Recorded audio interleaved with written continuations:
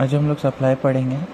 तो जैसे डिमांड होता है कि एक टाइम पे एक गिवन प्राइस पे वो जो कंज्यूमर है वो कितना उस अमाउंट मतलब कि कितना उस प्रोडक्ट को लेना चाहता है।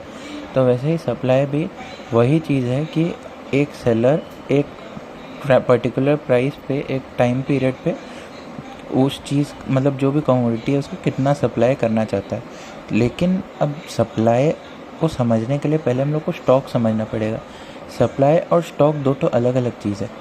सप्लाई जो है वो एक पर्टिकुलर टाइम में होगा। स्टॉक जो है, स्टॉक क्या है कि जो भी उसके पास जो भी कमोडिटी उसके पास टोटल है, जितना कि वो मार्केट में दे सकता है, सप्लाई कर सकता है, वो उसका स्टॉक है। बट वो पूरा जो भी उसका स्टॉक है, पूरा स्टॉक को कभी भी वो सप्लाई करेगा नहीं, क्योंकि हो सकता है आगे उसका रेट बढ़े या हो सकता है कि उसका भी रेट कम चल रहा हो या रेट कम जाए तो वो ज़्यादा देगा।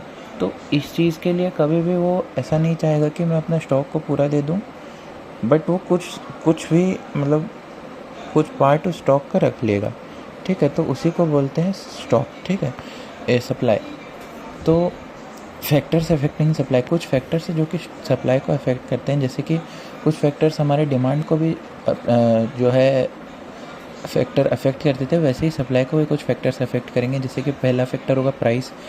अगर एक कमोडिटी का प्राइस जैसे डिमांड में प्राइस बढ़ता था, अच्छा, तो इसका प्राइस घट मतलब कि उसका डिमांड कम हो जाता था, और जब उसका प्राइस कम हो जाता था तब उसका डिमांड बढ़ जाता था। तो वैसे ही इसमें होता है सप्लाई में कि प्राइस जब बढ़ता है तो सप्लाई बढ़ता है, और प्राइस जब कम हो जाता है तो सप्लाई भी कम हो जाता है। कॉस्ट ऑफ प्रोडक्शन, तो उस जो भी फार्म है उसको जो कॉस्ट ऑफ प्रोडक्शन पड़ रहा है उस चीज़ को भी देख के उस चीज़ का सप्लाई, क्योंकि उसमें प्रोडक्शन में अगर डिफरेंस आएगा तो उसका सप्लाई में भी डिफरेंस आएगा। यूज़ ऑफ इनपुट्स, कि रॉ मटेरियल्स और इनपुट्स जो है जैसे लेबर हुआ या फिर जो भी रॉ मटेरियल्स उस कमोडिटी का प्रोडक्शन के लिए जो भी इनपुट्स यूज़ हो रहा है वो सब चीज़ उसको अफेक्ट करेगा। ट्रांसपोर्ट एंड कम्युनिकेशन, अब जैसे ट्रांसपोर्टेशन कॉस्ट बढ़ जाता है तो सप्लाई हो सकता है कम हो जाए। ठीक है, फिर एग्रीमेंट अमंग प्रोड्यूसर्स, अगर कुछ प्रोड्यूसर्स के अमंग कुछ जैसे कि दो सेलर हैं एक ही मार्केट में, तो अगर उनके बीच में कुछ भी अगर एग्रीमेंट हुआ है और वो एग्रीमेंट अगर अब नहीं चलता है, जैसे एग्रीमेंट या तो वो लोग रिन्यू नहीं करते हैं या फिर उस एग्रीमेंट को तोड़ देते हैं, तो वो चीज़ भी उसको मतलब कि सप्लाई को अफेक्ट करेगा। ठीक है, तो अब नेक्स्ट चीज़ हम लोग देखेंगे लॉ ऑफ सप्लाई। तो जैसे लॉ ऑफ डिमांड बोलता था कि प्राइस ऊपर जाएगा तो जो उसका डिमांड है वो नीचे आएगा, एंड वाइस वर्सा होगा। तो लॉ ऑफ सप्लाई हमारा उसका ठीक उल्टा है, कि जब ये बोलता है कि जब प्राइस हमारा ऊपर जाएगा तो सप्लाई भी ऊपर मतलब ज़्यादा होगा, और जब प्राइस कम हो जाएगा तो सप्लाई भी कम होगा, क्योंकि प्रोड्यूसर हमेशा चाहेगा कि वो मैक्सिमम प्रॉफिट गेन करे किसी भी मार्केट में। तो उस मार्केट में क्या होगा कि जब अगर प्राइस ज़्यादा होगा एक कमोडिटी का, तो वो जो भी सेलर है उसको ज़्यादा उसका प्रॉफिट मिलेगा, तो वो इसीलिए ज़्यादा उसको सप्लाई देगा। लेकिन जब प्राइस कम हो जाएगा तो वो सप्लाई भी कम कर देगा, क्योंकि उसका प्रॉफिट या तो कम हो जाएगा या फिर वो लॉस में जाएगा। ठीक है, तो ये था लॉ ऑफ सप्लाई। ठीक है, तो अब जैसे इसमें सप्लाई प्राइस एक है, तो सप्लाई प्राइस क्या होता है? The minimum price for which a given amount of the minimum price for a given amount of commodity which is necessary to induce a seller to offer the amount for sale is known as its supply price. वही चीज़ लिखा है कि जिस price में वो जो seller है वो कितना क्वांटिटी सप्लाई करेगा उसी को सप्लाई प्राइस बोलते हैं। ठीक है, तो अब सप्लाई शेड्यूल, जैसे कि हमारा डिमांड शेड्यूल था वैसे ही सेम सप्लाई शेड्यूल होता है। तो सप्लाई जैसे यहाँ पे लिखा हुआ है, देखो, supply schedule shows the various amounts of commodity offered for sale at different prices. ठीक है, ordinarily as prices rise amount supplied also rises. मतलब जैसे वही चीज़ है कि जब प्राइस राइज होता है तो अमाउंट सप्लाइड भी राइज होगा। ठीक है, therefore the supply curve of a commodity slopes from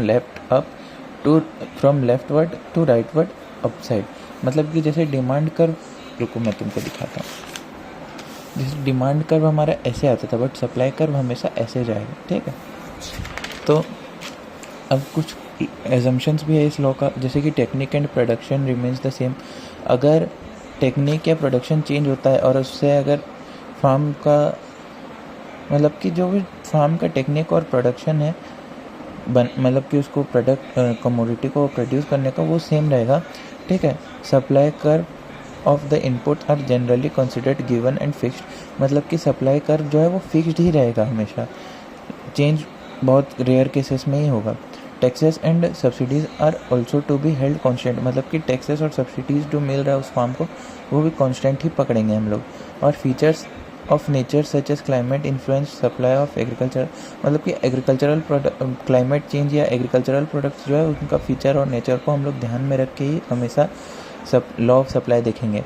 और जो लास्ट चीज़ है, there is an assumed period of adjustment for the quantity supplied will not just immediately to be changed in price but will take time। मतलब कि जब अगर उस चीज़ का मतलब कमोडिटी का प्राइस चेंज होता है तो उसको जो सप्लाई कर्व है उसको एडजस्ट होने के लिए थोड़ा सा टाइम लगेगा। तो ये था उसका एजम्पशंस।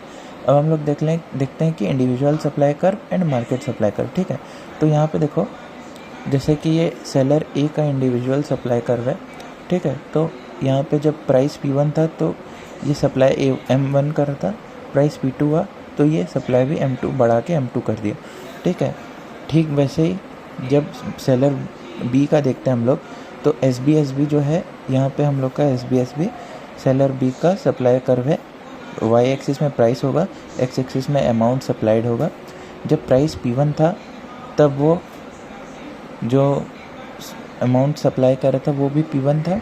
जब प्राइस P2 हुआ तब वो अमाउंट बढ़ा के सप्लाई का अमाउंट बढ़ा के P2 कर दिया, ठीक है। अब मार्केट का सप्लाई कर्व अगर हम देखें तो Y एक्सिस में फिर से प्राइस, X एक्सिस में सप्लाइड अमाउंट सप्लाइड, ठीक है। और SS जो है मार्केट का सप्लाई कर्व। तो जब प्राइस P1 था तो M1 अमाउंट सप्लाई हो रहा था पूरा मार्केट में, बट जब प्राइस P2 हुआ तो बढ़ के M2 हो गया, ठीक है। तो ये समझ गए हम लोग मार्केट सप्लाई कर्व और इंडिविजुअल सप्लाई कर्व, ठीक है। अब इस लॉ का भी कुछ एक्सेप्शंस है, जैसे कि अगर एक प्रोड्यूसर जो है इंडस्ट्री छोड़ रहा है तो वो ऐसा नहीं करेगा, वो उसी टाइम पे वही करंट प्राइसेस पे अपना पूरा स्टॉक देने का कोशिश करेगा, ठीक है।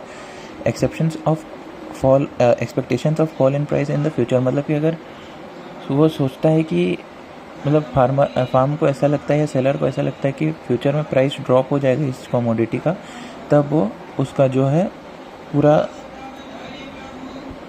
जो स्टॉक है उसको दे देगा, क्योंकि अगर मतलब कि फ्यूचर में प्राइस और कम होता है तो उसको लॉस लगेगा, ठीक है। Sellers need for cash. मतलब कि अगर सेलर को इमीडिएट कैश का ज़रूरत है तब वो अपना स्टॉक निकाल देगा या जो है उसको कम प्राइस में बेचेगा, ठीक है। Agricultural output. अब एग्रीकल्चरल आउटपुट में क्या होगा कि हमको ज़्यादा टाइम नहीं मिलता है, उसको इंस्टेंट ही बेचना है और उसको इंस्टेंट ही उसका पैसा लेना है, ठीक है। तो ये कुछ एक्सेप्शंस है लॉ ऑफ सप्लाई का, ठीक है। अब चेंज इन सप्लाई, ये भी दो टाइप का ही होता है। जैसे चेंज इन डिमांड दो टाइप का था, वैसे ये भी दो टाइप का है। Change along the supply curve, shift in the supply curve. Change along the supply curve में देखो, जैसे यहाँ पे ये Y एक्सिस में प्राइस, X एक्सिस में क्वांटिटी सप्लाइड, और अब ये देखो, हाँ ये SS जो है ये सप्लाई कर्व है मार्केट का, ठीक है। तो जब इनिशियल सप्लाई कर्व था, मतलब जो इनिशियल पॉइंट था वो प्राइस था P पे और क्वांटिटी सप्लाइड था Q, ठीक है। तो अगर प्राइस डिक्रीज़ होता है तो सप्लाई भी डिक्रीज़ होगा, तो P1 Q1 हो जाएगा।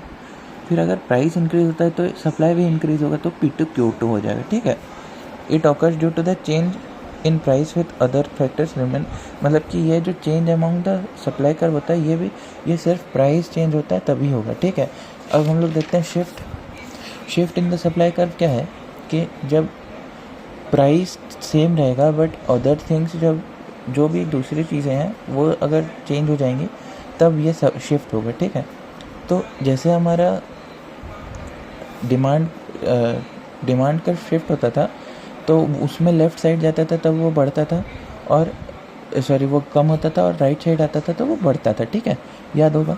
अब इसमें क्या होता है, जब ये ऊपर साइड जाता है तो इसमें डिक्रीज़ होता है सप्लाई, और नीचे साइड आता है तो इंक्रीज़ होता है। मैं दिखाता हूँ तुमको, देखो Y एक्सिस में प्राइस, एक्स एक्सिस में क्वांटिटी सप्लाइड।